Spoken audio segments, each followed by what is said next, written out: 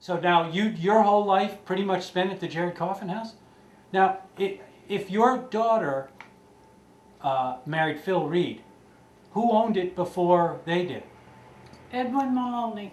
I was just gonna say, Yeah, yes. because in 1930, my dad owned it and he told me after my first year of college, if I had good marks, he says you can go and work anywhere. So, because I always had to wait on table. I started as working in the kitchen, dishes and silver.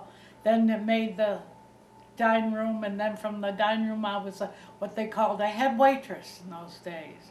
Head waitresses really, as you know, didn't just like hostesses. You trained a girl that didn't even know how to wait on table.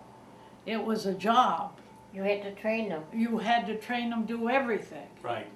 And how to even have be in good moods with the chef. Boy, don't touch that chef, because they only work 4 or 5 months out of the year. That's right. And that's true, and you had to, what the chef said was what the chef, Sure. said. Oh, yeah. Many a times I used to sneak butter to the guests. Somebody asked for extra butter.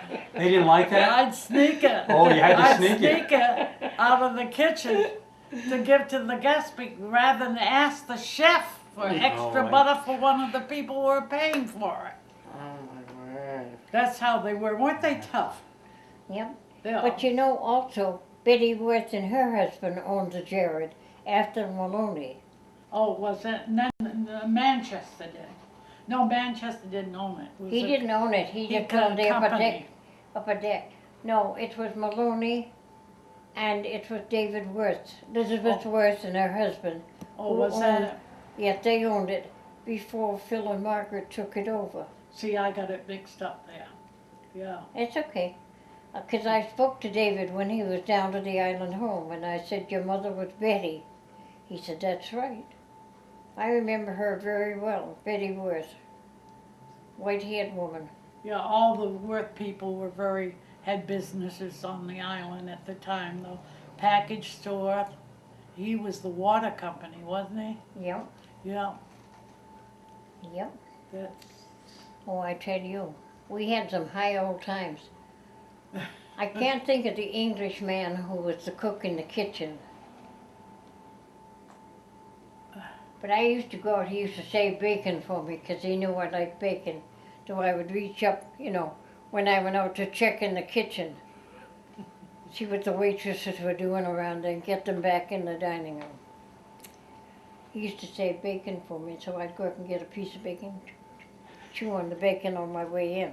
You're sneaking butter, he's cooking her bacon. Well, you guys, no wonder why you stayed so long, huh? Oh, yes. Well, you obviously worked for your daughter. Oh, yes. What was that like? Oh, we never had any problems. She knew who was boss, didn't she? she In should reality. have. Because she used to be a secretary for years to a doctor's. Who was it, Doctor? Oh, that's right. Dr. Cassidy, 20 years of medical secretary before I went to the Jared. Oh, is that right? I Well, what wouldn't kind have- of a doctor was he out He was here? a local. He was just a local guy?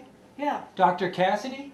Dr. Paul B. Cassidy. A lot of people would know him still? Oh, yes, I think so. He was from Mount Vernon, Ohio, and he was the head of the staff up here at that time, of the doctors. And I went to work for him until he retired, and he said to me, you're going to retire, aren't you? I said, hell no, man, I'm too young to retire. Well, how old were you then? Well, I was probably in my 70s. Oh, wow. I'm 95 now, Oh, you going on are? 96. Gosh. In July. Sharp as In a July. whip. Yeah, it's my Good girls. for you. No, I think